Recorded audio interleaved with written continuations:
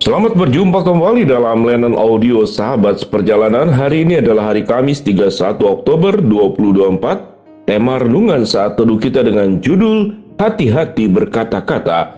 Firman Tuhan terambil dalam Roma 15 ayat 18 sampai dengan ke-19. Sebab aku tidak akan berani berkata-kata tentang sesuatu yang lain, kecuali tentang apa yang telah dikerjakan Kristus olehku, yaitu untuk memimpin bangsa-bangsa lain kepada ketaatan, oleh perkataan dan perbuatan, oleh kuasa tanda-tanda dan mujizat-mujizat, dan oleh kuasa roh. Demikianlah dalam perjalanan keliling dari Yerusalem sampai ke Illyricum, aku telah memberitakan sepenuhnya Injil Kristus. Mari kita berdoa. Bapa yang di dalam surga, biarlah kami berhati-hati di dalam berkata-kata, sehingga kami berkata-kata yang benar dan bukan berkata-kata yang memuliakan diri sendiri. Dalam nama Tuhan Yesus kami berdoa, amin. Shalom sahabat seperjalanan yang dikasihi Tuhan. Sebuah pemahaman itu berangkat daripada kata-kata. Ada sebuah kalimat mengatakan kata-kata bisa menceritakan apapun, dan kata-kata bisa mencitrakan apapun juga. Menceritakan dan menceritakan, citrakan. Kalau menceritakan biasanya berbicara tentang fakta yang terjadi, kita ceritakan ulang. Tetapi kalau mencitrakan lewat kata-kata, kita membuat sebuah image tentang siapa diri kita, siapa orang lain, yaitu dengan hal yang buruk ataupun hal yang baik. Itu bedanya menceritakan dan mencitrakan. Kalau menceritakan sesungguhnya adalah seperti orang melihat sebuah kejadian nyata, lalu kemudian kita diminta menjadi saksi, kita menceritakan. Tidak akan menambahkan, tidak akan mengurangkan, persis seperti apa yang terjadi. Tetapi kalau mencitrakan, kita akan mengubah cerita itu sendiri untuk sebuah tujuan tertentu.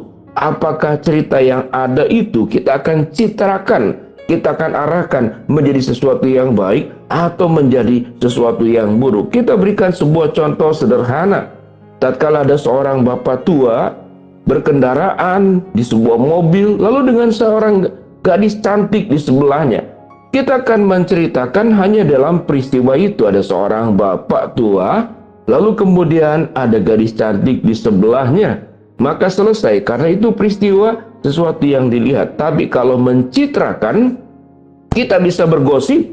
Kebetulan bapak tua itu adalah orang yang kita tidak suka atau bagaimana. Lalu kemudian bapak tua itu sedang berselingkuh dengan wanita muda. Ternyata wanita muda itu adalah sesungguhnya adalah anaknya sendiri.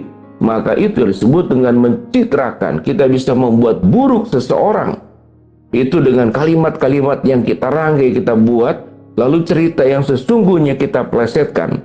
Pada bagian firman Tuhan yang kita lihat bersama-sama, Paulus itu dikatakan berkata-kata, menceritakan tentang perbuatan-perbuatan Allah, menceritakan tentang mujizat yang dilakukannya itu berasal dari Allah, menceritakan tentang kuasa roh yang memberikan pendampingan selama dia berkeliling dari Yerusalem sampai ke Illyricum, memberitakan sepenuhnya Injil Kristus. Dia menceritakan tentang perbuatan-perbuatan Allah yang ada di dalam dirinya.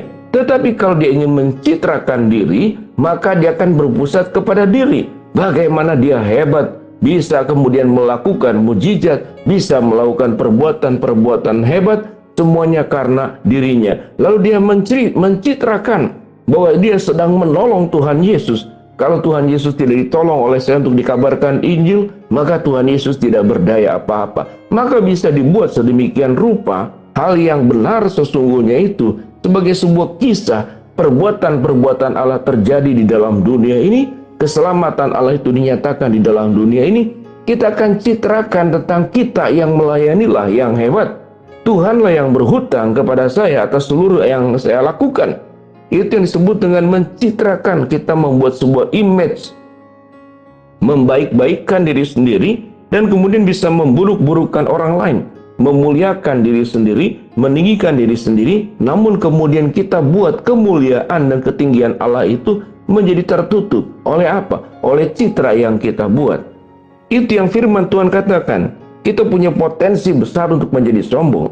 Kita punya potensi besar untuk mengambil kemuliaan Allah. Kita juga punya potensi besar meninggikan diri, lalu merendahkan orang lain. Karena orang yang meninggikan diri biasanya ingin menjadi orang yang terbaik di antara semuanya. Dia tidak suka dengan kelebihan orang lain. Dia tidak suka dengan kemajuan orang lain. Dia akan terus berjuang mencitrakan dirinya sebagai orang paling hebat, orang paling kaya, orang paling pandai, orang paling benar, orang paling tahu, orang paling bijaksana, seluruh yang paling-paling. Seakan-akan itu harus hanya menjadi miliknya sendiri. Ini yang disebut adalah sebuah kepribadian narsistik akut atau sikap megalomania. Satu kepribadian yang berbahaya karena dia sedang mengambil seluruh kemuliaan segala sesuatu untuk dirinya. Sementara kita yang bersangkutan tidak sadar seluruh potensi karunia, kemampuannya bicara, kemampuannya berjalan, kemampuannya berbuat, kemampuannya berpikir, kemampuannya berkarya, itu bersumber dari seluruhnya adalah dari kasih karunia Allah.